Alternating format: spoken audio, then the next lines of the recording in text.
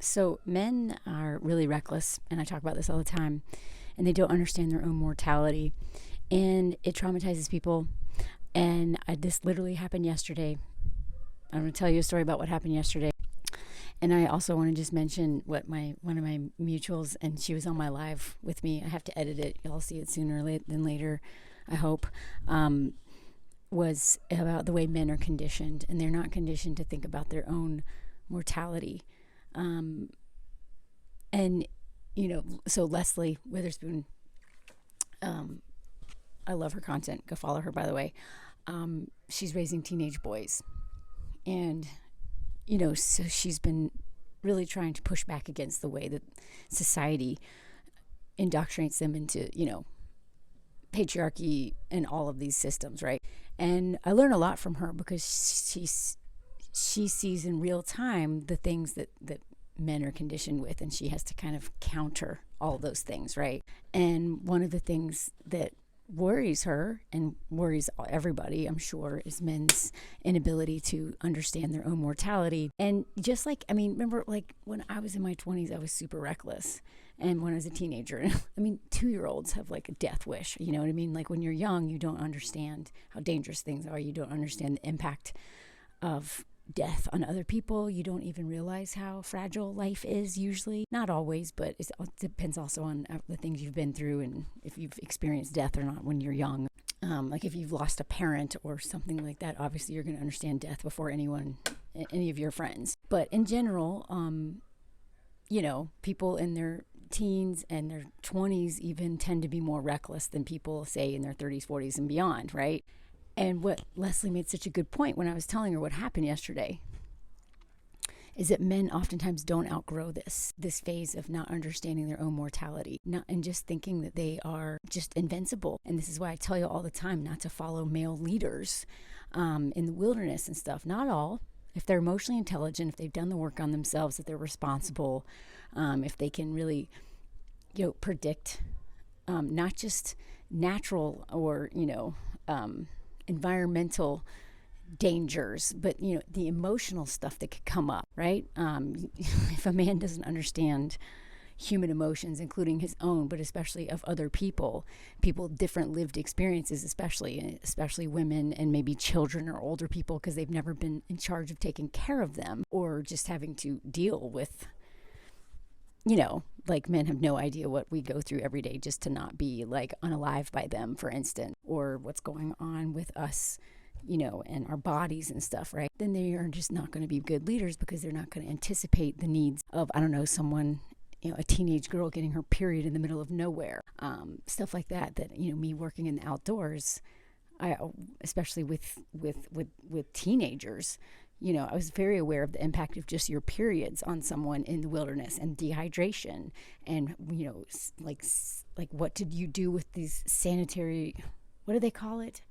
I hate the way they even call period stuff, God, purity cultures and everything. Anyway, and so men are not only not aware of other people's lived experiences, their emotional needs, what's going on with them, what they may see as danger or not. And as a white person, I also am not aware until I listen and learn and educate myself of all of the things that Black, Indigenous, and other people of color face navigating the world, and the dangers they face that I don't face, for instance, right?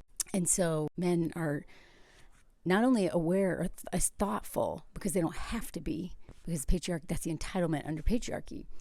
But they also a lot of times don't love themselves and respect themselves and understand their own mortality.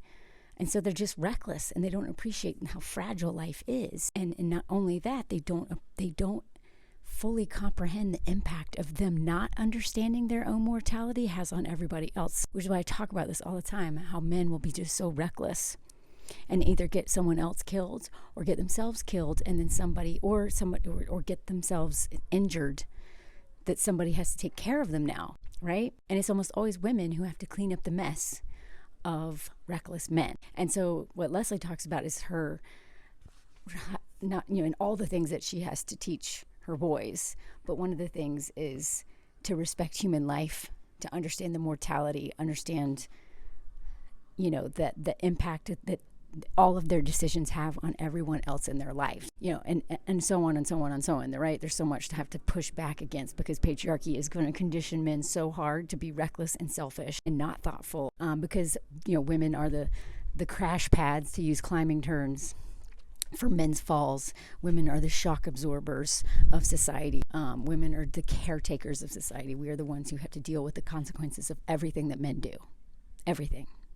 Right? And so, y'all know I talk about this all the time in the wilderness and everything. And yesterday, an entire beach was traumatized by a man's terrible decision because of men's overconfidence, their hubris, them just really not accepting that some things they just shouldn't be doing.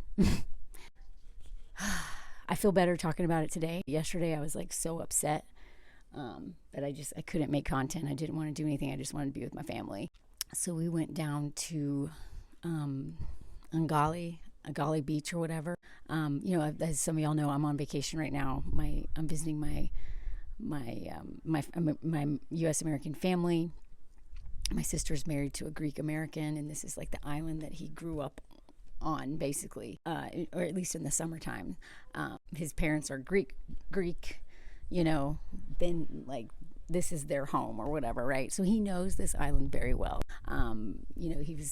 He was a part of like the little kids gang, like they had the port gang, and then they had the people, like there's like the gang of kids who hang out at the port where the ferries come in, and then there's the gang that hangs out over here in town, like whatever. Just like any small village or small town, like you have the kids are all know each other very well, and they grew up, whatever, kids being reckless, doing what they do. But he's very familiar with these waters and the wind and the impact, like the nature and how to navigate that on this island. So he likes like rough water, and he likes to swim in rough water. But he's been doing it since he was a kid. So, I think he understands his limits. And just the locals, when we were going down there yesterday, they're like, oh, it's windy down there. Like, it's probably not the best day for the beach, but it's the only day that we could go, because my stepmom was leaving. So we went down there anyway, and it wasn't really great for swimming, so I didn't swim. But it was really pretty because the waves were really dramatic, right? And when we first got there, there was this older couple, and there's like only a little bit of shade, so they had this like little sliver of shade. And then we parked kind of right next to them because it's the only other place with shade. And, I've got a niece with red hair. My sister has red hair. We do not worship the sun anymore. Like, I try not to, like, don't want any more sun damage. Just want, like, hats and shade and stuff. And so we were sitting next to this couple the whole time we were there. And they brought their little blue beach chairs. And they had the whole setup. They had their books. They were just, loving life. And I just remember, like, this is a beach that every time I've gone to, this is my third time coming here. This is like where this family reunion happens, which is great for me because it's like super close to France and it's really cheap. It's like $200 to fly here, 45 euros to take the ferry, and we found a really good deal in the hotel. So I am loving life. I feel like a fancy influencer or something. I'm like, look at me in Greece, right? Anyway, remind me to tell you, I still need to make a video about, by the way, follow my Patreon because that's where I'm doing more travel content and stuff like that. More personal stories, my lives coming up, my lives that I've already done. And also, like, I think over there I'm going to do a video about, like, travel tips about how to, like, save money because I'm really good at, like, traveling really cheap, but living not so cheap when I'm traveling. I could look, anyway, whatever. Follow my Patreon. There's a link in my caption. Also, it's a way to support my work so that you actually see my work because algorithm may not algorithm in my favor and you may forget I even exist. Anyway, so I've been to this beach a few times before, and usually it's very calm and you can go and swim, and people I think maybe even snorkel sometimes, and you can swim around to another beach. It's normally calm, but it's been really windy here. And so yesterday was really windy, so the waves were just crashing against the rock. Actually, I'm going to show some photos. Okay, so this was, usually it's flat. Usually there's nothing happening. It's dead. But it was just like, like pretty dramatic. And this is me wearing another one of my cute dresses I got off of Vinted. Cost me $4, I think, for this dress. I am all about wearing with cheap dresses. Oh, this is another one. This cheap dress I got off Vinted. Vinted is a secondhand website. This one was, I think, €5. Anyway, so I'm all down there. Okay, I'm not going to swim today. I'll take pretty pictures. And so I did. I took lots of really pretty pictures. Played in the sand with my friend, my nieces. We basically looked for sea glass, which is what they call it, which is basically a bunch of beer bottles that have been broken up and are, now like glossy. Anyway, whatever. My brother-in-law went swimming, and there were plenty of people swimming, but it was but he knows the water and he knows his limits, and he knew to like not go anywhere near the rocks because the water was just like kind of pushing people towards the rocks. And my nieces, of course, wanted to go swimming. And so like he went in with them, but not all the way. And I was just like really nervous because if anybody who's new here, I was a whitewater raft guide, ski instructor, backpacking instructor. I've taken swiftwater rescue many times. I know a lot about water, not ocean water, but more river water, but I understand water and how terrifying it is. And I'll talk more about this in a minute, but I've also seen 2 people drown on the river and was part of one of the attempted rescue efforts. I also have a wilderness first responder, which means that if I can do like emergency, I used to, it's not up to date, but I used to be able to do like emergency medicine if I'm within 2 hours of definitive care, which basically means getting someone to a hospital or something like a hospital within 2 hours. And if you can't, then I was allowed to like deliver babies and like reset, like deal with to assess what appendicitis and like literally like do like minor doctor type things. Not like I'm not going to doctor anybody, but I was literally taught to like reset bones and like basically like keep someone alive until they got to definitive care. I know more about like emergency medicine than I ever wanted to, but you have to as a whitewater raft guide and as someone who works in the wilderness, because you're going to come into situations where there's not a doctor there, and you're not going to get to a doctor, and you have to make sure that person doesn't die until they get to a doctor. So because I've seen so much crazy stuff in my life, not only in my job, but also, I don't know what it is. Maybe this is like the curse of a storyteller, but I have seen I was in a steam pipe explosion in 2008 in New York. I've told that story before. I've seen a woman die by getting hit by a bus in New York. I've just I don't know. I've just seen a lot of crazy stuff in my life. I'm not sure why. I don't know. Like Anthony's like, should I be nervous? Because you and your sister tend to just see lots of like freak accidents. I'm like, I know. I'm like, I'm pretty sure that I'm just usually a witness of them, but they usually don't always involve me. I don't know. Anyway, it's like a running joke that, I don't have 9 lives. I seem to have 90 lives. And now I'm nervous because I'm like, I feel like my luck is going to run out one day. Anyway, I'm used to seeing crazy stuff, and I've, been through some kind of crazier stuff, but I haven't really started processing any of it until like my 40s. My 30s and 40s, really. And so sometimes I just forget how much crazy stuff I've seen. And yesterday I was reminded. I had to process all of it in real time, but more of that in a second. So anyway, I was just really nervous. I was just really nervous about that water. That the little reckless Melanie was like, I want to swim. And the other part is like, I don't want to die. I don't want to get pushed into those rocks.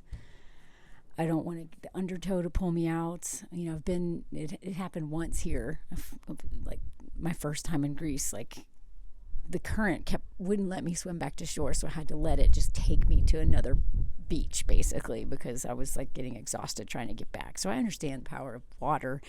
I don't understand oceans. I don't understand the currents.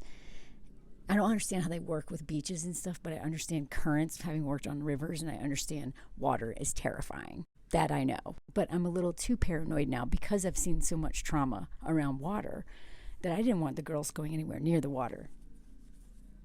Like I'm like, if men are reckless, I'm a little bit on the like, oh my God. Like, so I never know if I'm being a little too much, Anyway, I was just a mess. But yeah, basically I played with the girls. I stood near them when they were in the water up to their knees. Like they're with their dad, but also there's 2 kids. So you need all hands on deck. Anyway, whatever. Everything was fine. So then we went to another part of the beach that was a little bit calmer, and they thought they were going to go in the water there. They brought their goggles and everything, and it didn't really happen. Thank God. And then the youngest, who's 8, lost her goggles in the sea. And she had a full-on meltdown, oh my God, how am I going to handle this, and I tried to find the goggles. There's nowhere you can find goggles in ocean that's crashing around, and she was literally just, her feet were in the water, and she just dropped them, and the ocean just took them away, like it does everything.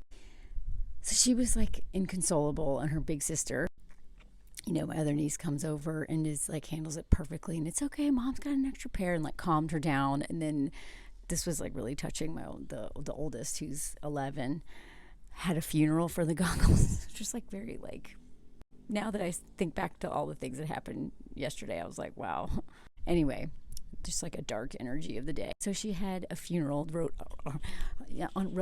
on a stone, R.I.P. Evil's goggles. They mourned the goggles, and then had another funeral on the other side of the beach. We had 2 funerals yesterday for goggles. Anyway, we spent the rest of we weren't there very long. It was kind of a short, especially because you couldn't really swim. And so we were just whatever. And we were finding sea glass, and me and Anthony were, finding all these little treasures of sea glass. So this is what we did with them. We just found all the sea glass, right? We're just mining for sea glass gold or whatever. And it's kind of cute because later that night in the hotel, Anthony was doing a full-on operation of, drying them out, parceling them out, like... Anyway, it was cute. So then after that was done, we decided, okay, we're going to have lunch, and then we'll take the bus back, and we'll spend the rest of the day, in the pool, because the girls love the pool where they can actually swim. And so we get our stuff. Anthony's puts on his shoes. Like, it's like whenever you like relive something, you kind of notice all these details. And, that couple was still sitting next to us reading their books. And she's in her little purple dress, and he's got his sun hat on, and they're just chilling, And I think Anthony was like, nodded goodbye. And then we went to the little restaurant just on the other, just like, I don't know, 50 yards away to have lunch before we take the bus back. And somewhere between us walking to the restaurant and sitting at the tables, this man decided to go swimming. I think he was 79 years old, or maybe 80, I don't know. He decided to go swimming. And so whereas we're sitting there at the restaurant, all of a sudden we, like the waiter, the restaurant owner, there was just an energy that was really manic, and like they weren't waiting on us, and we were like, what's going on? We just assumed it was kind of like Greek time, because island time. Well, Greek island time is like island time times 10. No hurry. And I love that. I love the just whatever, go with the flow, like no hurry. We're enjoying life here. But it was like, we were like, why are they on the phone? Like, it just felt really weird. We're like, what is happening? Apparently they were calling the ambulance because because we don't speak Greek. I mean, my brother-in-law does, but I don't know. Like, I don't think he was really sure what happened. So I finally asked the waiter, because there's all these people staring, all these people looking. So we're sitting here, we finally get some fava, and the whole time we're just noticing all these people in the back. There's just all these people staring out in the water. And whenever you see that, it's never good. It's either like a shark or someone dead. And since they don't have sharks here. Anyway, eventually I asked, there was just like really chaotic energy. Finally I asked the waiter, I was like, is there something happening in the water? Like, what is going on? And he was like, they think, sorry, I don't know my English, but there's a floating body. And I was like, oh my God. Because there was like, I thought everyone was looking at these, there was like a person out in the water very far who was just floating, like who was above water. And I was like, I thought that everyone was concerned that person was too far out there and they were stuck because of no, that person was trying to make sure the body didn't float away. Like the person was swimming next to the body, but then that person was starting to like take in water because it was really rough. See, everyone. Anyway, I don't want to go into everything. Yeah, eventually, like I took my camera. You know, your camera is almost like binocular sometimes. Took my camera and zoomed in, and I was like, oh my God. So I saw the body floating next to the man's head, bobbing up and down, just who was swimming. And so yeah, for the next, I don't know, half hour, it seemed like the ambulance comes down there. These men are like getting poles and towels. And I was like, uh-oh, that's like body recovery stuff right there. And then like a police car arrives. They got medical bags. And then one of the guys who was, an EMT, stripped down, took his clothes off down to his Speedo. And him and another guy aggressively start swimming out to the people. There's like a few people around this body now. And I mean, there's, there's not many people at this beach, but everyone at this beach watched all of this. And there was people crying, and there was just like, and we're eating lunch and we're trying to tell the nieces, like, I know that once I have morbid curiosity like everybody, but I know once I see something I can't unsee it. But then that like wilderness first responder in me felt like, I don't know, like I had to watch it. I don't know, like I put myself in the position of the people dealing with a drowning or a body. And I don't know, and I wanted to know, because once I know that something bad is happening, I want to know what it is. But we're like, distracting the girls at the same time because, we don't want them to like get that visual in their head forever. And so they, Anthony's playing games with the little one. The other one is like looking at her phone, even though she has no service. And, she's just looking at photos. She has a phone now, not social media, but just to take photos and stuff like that. Anyway, it was just, I don't know, it's surreal. Like, I even feel bad, like, that I'm traumatized by this somewhat. I don't know if traumatized, I don't feel bad even saying traumatized, but I was basically reliving all those years dealing with death because I never really got to deal with them. Some of y'all know that I did a video like a year and a half ago where I talked about my first day on the river as a raft guide and someone drowning right in front of me, like us being the first on the scene of her being pulled out of the water and us being pulled over and literally taking turns doing chest compressions on a woman. And I remember every detail. It is seared into my brain forever, every detail of that moment and how it took an hour for them to get to us because there was no cell phone service. They had to come down the cliff. We were in a canyon and, just everyone getting exhausted from the CPR, waiting for the EMTs to get there. And luckily we had one of the and this is my first day training, my first day in New Mexico. I had literally driven 3 days, had slept on the floor of the barn, which is a boathouse now. There's 2 owls that slept in the barn too. These crazy, anyway, like I have all these details about this story. Really woke up, went straight to the river, and I was in the back with the guide learning the river. First time, I had guided one the year before with oars on a class 2 that's just like hardly, like I knew a little bit about rivers. I was trained for this, but I'd never been on class 4 as a guide or a guide in training. First day in New Mexico, in Taos, New Mexico, first trip on the water, first trip down the Rio Grande, and 20 minutes in, we are dealing with a drowning. And there was like a nurse on our boat, one of the customers, and like an emergency room doctor who immediately went over there and were basically calling all the shots. And the guides were taking, like me and some of the other guides were just kind of like managing the clients. And then the other ones who had more experience were taking turns doing chest compressions. Then we had to set up a Z-pulley system to get her body up the canyon wall with ropes. When the EMTs finally got there, they did and tried to give the shots of, I don't know what they were doing. And I still remember exactly what her body looked like. Her clothes being ripped off her chest. And this was on Mother's Day, and this was a mother. And I remember her daughter, like I remember everything about this. Everything, the look on her adult daughter's face, who didn't know what happened to her mom downstream when we discovered her. This is a whole nother story. But I'm sitting there watching these EMTs reliving all of this.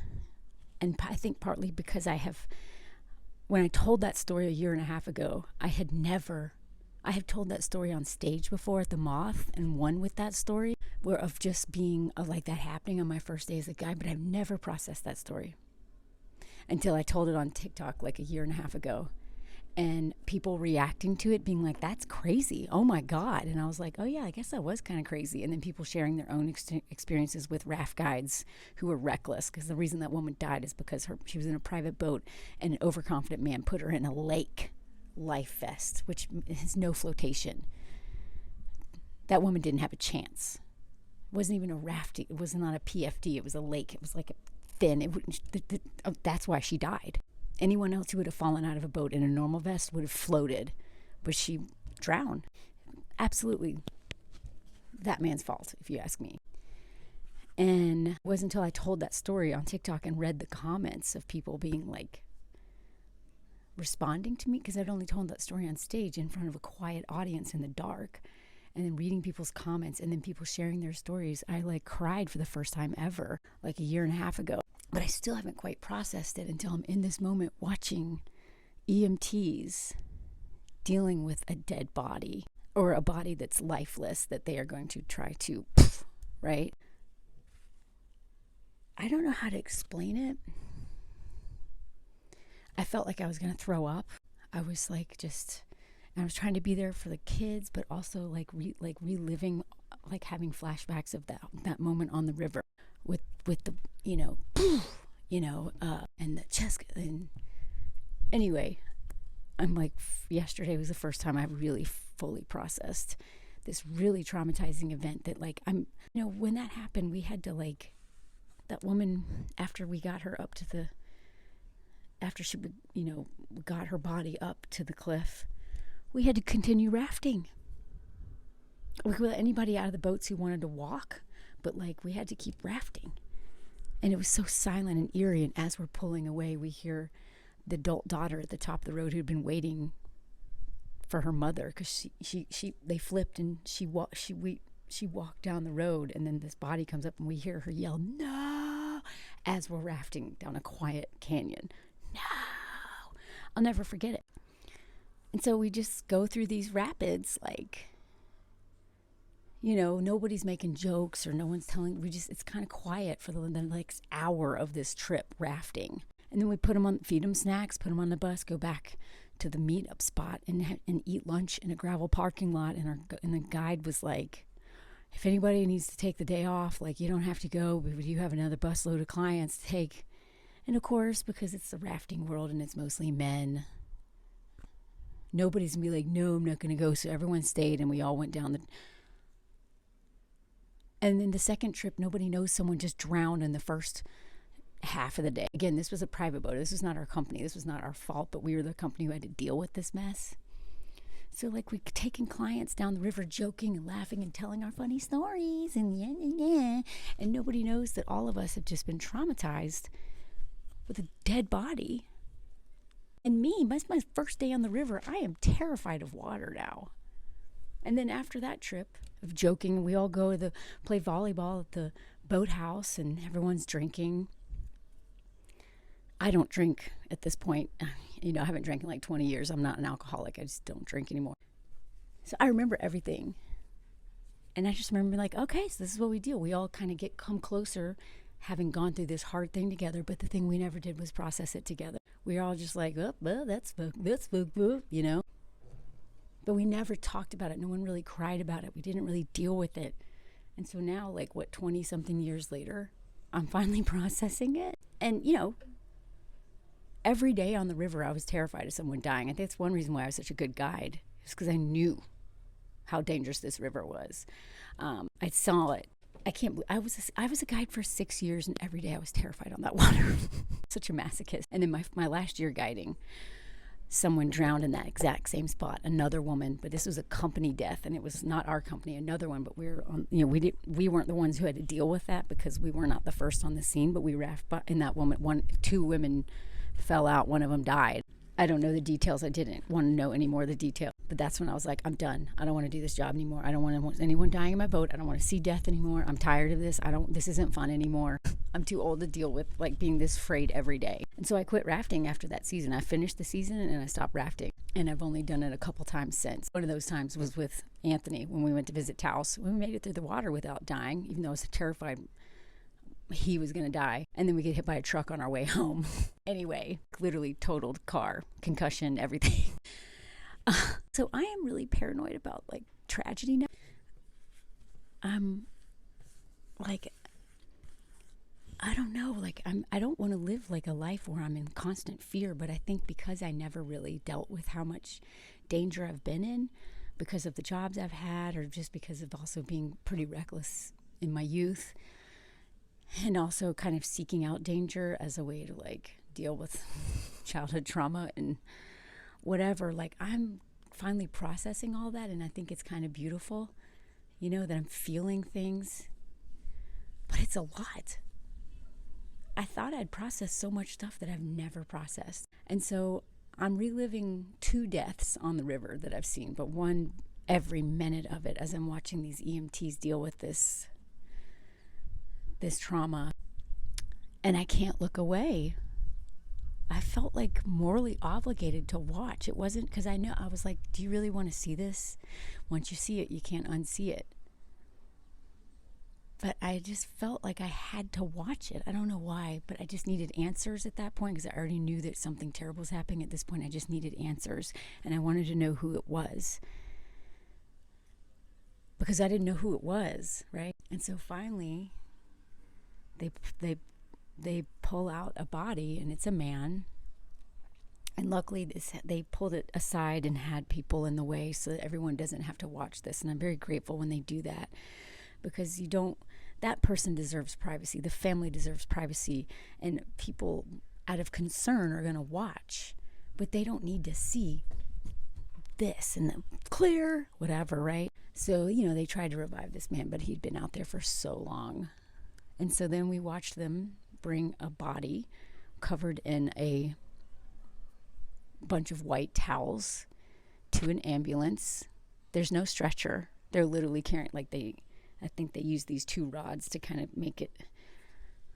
I mean, Greece is a different place, y'all. Islands are different places. You are not going to get like New York City emergency care level stuff on an island that is like, has no hospital. There's no hospital here. There's a couple doctors on this island and a place where people go, but the only way you're getting definitive care is by helicopter. A helicopter to Athens. So, like, the farther you are away, the price you pay when you go to a remote place is if anything happens, you're screwed. And then if you're in a foreign country where you don't speak the language, and if they don't know English, this is why I tell people, like, please don't just move to another country, Like, I dealt with Anthony being in the ER twice a year ago on Christmas Eve. And I couldn't communicate with the doctors because I forgot all my French in that moment. And like, just dealing with emergencies when you have a language barrier, when you have like a access to quick care barrier. Someone left a note on my Patreon yesterday saying that they had all these emergencies happen when they were guiding teenagers here in Greece. And it took like, I don't know, an hour for them to get an ambulance to them, even in Athens or something. I'm getting the details wrong. But I'm just saying, like, I don't want to scare people away from traveling at all. But I think people's need, some things you can't control, obviously, like allergic reactions and stuff like that. But like, I think about all this when I go places. I don't take risks anymore that are unnecessary because my job was to assess the risk, the danger everywhere. And so I see it everywhere. I can't unlearn that skill of being like, what could happen here? How would we get people out? How long to definitive care? Like, what? I can't unsee that. And so when I see especially men making terrible decisions, and especially men who are in charge of children or have wives or who are, leaders of a group, it drives me crazy. Because I see danger everywhere now, which is like kind of a curse. Like, when I worked in that field, it was a blessing. But now that I don't work in that field, it's a curse because I can't unsee it. And that's what I'm thinking about all the time is like, if something happens, what would we do? Probably the same way a lot of mothers, hopefully parents, but we know a lot of men don't ever do this. But a lot of mothers are always playing out every possible terrible scenario that could happen to their kid. You know, it's like it really breaks your peace when you're like always thinking of what would I do if this happened. And it's also like a trauma response too, like whatever. Anyway, very relatable. I'm sure people understand what I'm talking about, especially people who follow me. Anyway, so it was like this like collective experience of everyone at the beach that morning. And then they put him in the ambulance. And then around the corner comes the old lady in her purple bathing suit. And somebody is carrying, like there's two people behind her carrying the blue chairs they were sitting in. And her bag with the books. And like, I don't know if they had an umbrella, I forget. I will never get that image out of my mind of this woman who came here on vacation with her husband, and her husband decided to go swimming in a very rough sea on a terrible day to swim, where even young people were struggling. There's no way he didn't witness young people struggling in that water, and he decided to go swimming. And I've asked around, the guy who owns my hotel says that he thinks it was probably a heart attack, because if it was a drowning, the water he wouldn't have been floating. I hope because I didn't see it happen, because I was like, man, I hope that he didn't get thrown into those rocks. Can you imagine watching that? Can you imagine that kind of death for him? Can you imagine watching your loved one get thrown into these rocks? So luckily it wasn't a violent death, but you know, it wasn't like, you know, everyone's like, why did he go swimming? And like, maybe he just happened to have a heart attack while he's swimming. But what likely happened is he got in rough waters and became overwhelmed and scared and had a heart attack. That happens a lot. Men have heart attacks when they try to do crazy stuff when they're old. And so maybe this is even about a man being reckless. Maybe it was just bad luck.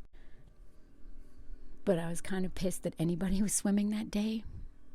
But at the same time, like, people are going to live their lives and they're going to take calculated risks and whatever. But anyway, I'm just like, it just triggered all this anger at that man who took that woman whitewater rafting and put her in a lake fest.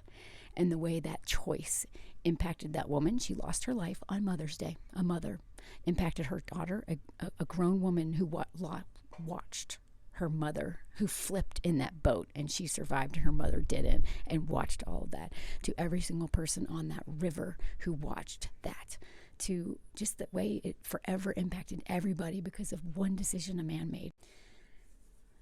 And also the thing is like, that woman, they're gonna have to either take a helicopter or get the body. Apparently they only do helicopters for people who are alive.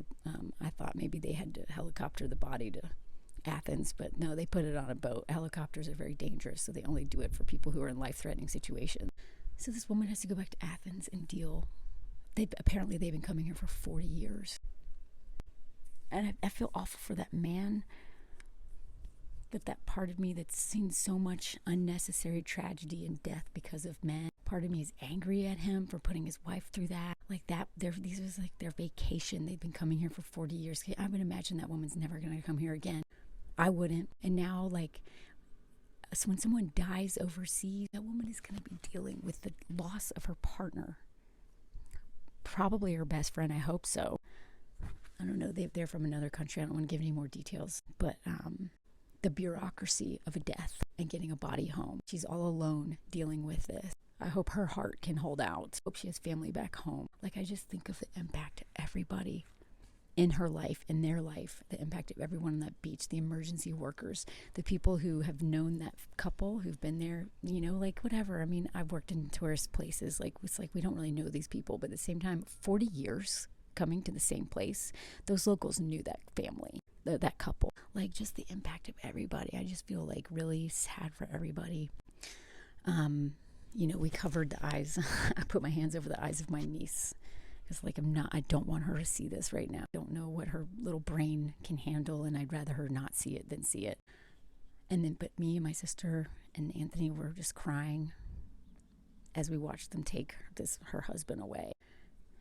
And then my niece put her hand on me and was like rubbing me, and was like, are you going to be okay? I'm like, I'm going to be okay. Just I'm a little sad right now. And I was actually also really grateful because for the first time in my life, I'm actually feeling emotions, processing emotions, and not being afraid of it.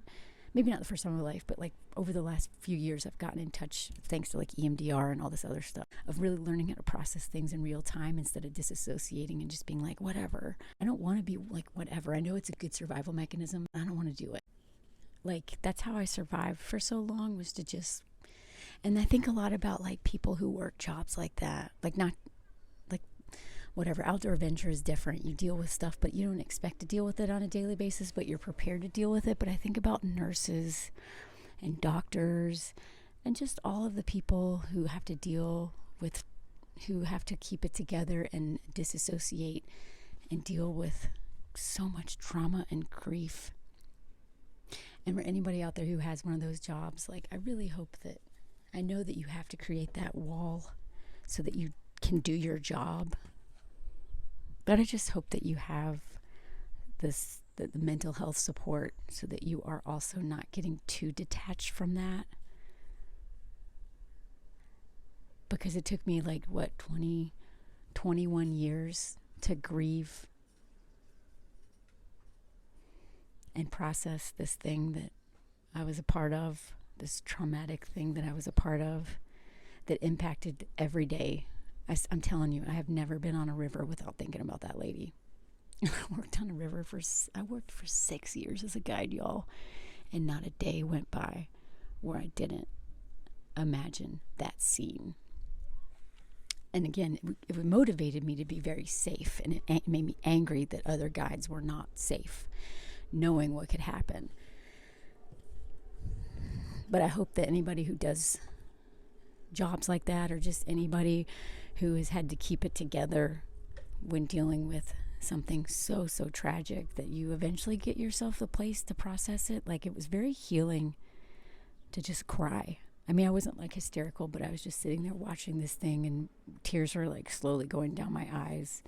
And Anthony's like, tears are going to his eyes, and he's holding my hand. And then my little niece, my little 8-year-old, is holding on to me. It was really sweet, and I really appreciate her being so empathetic. And then, are you going to be okay? I'm going to be okay. But sometimes you just got to cry about stuff. And I like role modeling that, being in touch with my humanity, and Anthony being in touch with his humanity, and everybody just like, feeling stuff. And then we had to ride the bus back, and it's so crazy. And this is the hardest part about it. It reminded me of that river that day where, we're waiting for the bus to come and get us. And everybody getting on that bus has just been through this crazy thing of watching this really awful thing happen. And then people getting off the bus are like, they got their hats and their umbrellas and their chairs, and they've got, sunscreen still have not wiped in all, and they're all like ready to go have a beach day, and all of us are like, like, life goes on. Like, and of course, like, and my sister was like, don't talk about what happened. And it's like, we don't want, it's like don't talk about what happened to any, like, don't say someone just drowned, like, was people getting off the bus. Like, they don't need to know that right now. But then at the same time, there's that part of me that's like, wants to be like, don't get in the water, It's just unreal, like, when you deal with things of like, how much do you say, how much do you not say, how do you just, you got to move on. When I was in that steam pipe explosion, I was covered in asbestos, this ashy liquid ash thing that was in the sky. If you don't know what I'm talking about, look, 2008 New York City steam pipe explosion. I was covered in asbestos, didn't know it. I had just run for my life. And then I just kept going. I went and got food. I went to a little meeting with people. And then I was like, by the way, I need to go home, but I left my bag. I left my bag at an explosion. And someone's like, what? And I was like, I was in this like weird steam. And someone gave me $20 so I could go home. And it wasn't until I got home and my roommates were like, what happened to you? Like, I was walking around with ash all over my face. So it's this thing of like, you move on when you're dealing with something. You go into robot mode.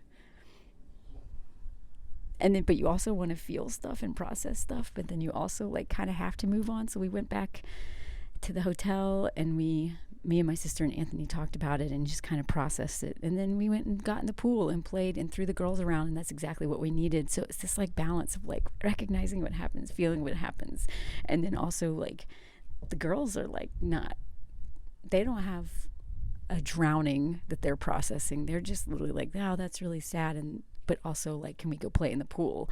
And it was really good for us, and it was really good for me to just have something to do. But yeah, like I felt I felt bad moving on. I felt bad, but I also knew that's what I needed anyway. It's just complicated. I don't know if anyone can relate to this. I'm sure you can.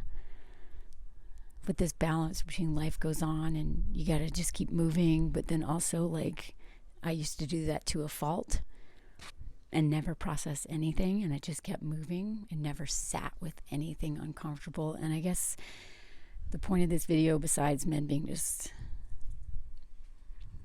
just making really bad decisions and them impacting other people, is just learning that balance between feeling stuff and being in the moment, but also like your survival mechanisms are also really trying to protect you, but they can also harm you if you lean too much on them. So anyway, yeah, I don't feel like being funny today. Thank you for everyone. I wrote about it on Patreon yesterday because I just needed to like talk about what happened, but thank you for everybody who commented over there, and really appreciate that. And thank you for all your good advice, and thank you. Feel free to comment here, and any resources, advice, stories, anything. Really appreciate that. And my heart goes out to anybody who's. I hope this didn't trigger anybody. And anyway, I just think that at least I'll save this for the United States. We don't deal with death well. Or, okay, I'm going to be more specific. In white communities. Community being a really weird word, because community is not the word I associate with white people necessarily, but the individualistic mindset that like I was just kind of taught to just move on and not talk about things and smile and all that stuff, and I don't want to do that. It's so cut off from my humanity. And the other thing is death. I was not taught to deal with death in a way that I was not taught to deal with death. I'll just say that. And I think a lot of people aren't. And I think as a society, we don't really deal with.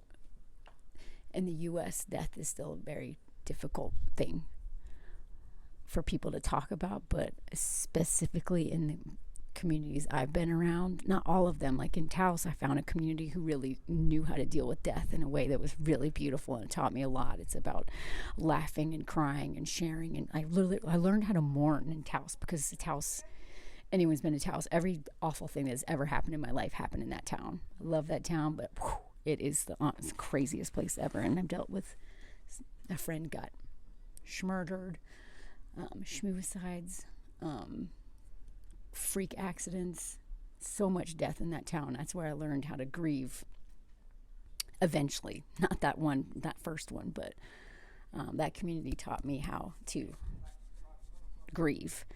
But I really, I just don't think we don't talk enough about it. And anyway, I hope that if you have dealt with a lot of death but haven't really processed it, it's never too late. Maybe you too will be on family vacation and watch someone drown, and then you'll have to process it anyway, I don't even know how to end this video, but thanks for listening. Please, share anything you want to. We moderate comments here. We don't let haters in, so it's a safe space. And anyway, thanks for listening, and whatever. Have a good day. I don't know. I'm sure I'll make videos again that are more lighthearted, but yesterday and today I'm just going to tell what's up. Yeah, thanks for listening. And I will have a comment song. Let me know if you heard the comment song. It's my favorite thing to do. Et voila. Welcome to the comment song. I'm not feeling it today. Welcome to the comment song. You can tell I don't feel like being cheery, but you need a song to say what you want.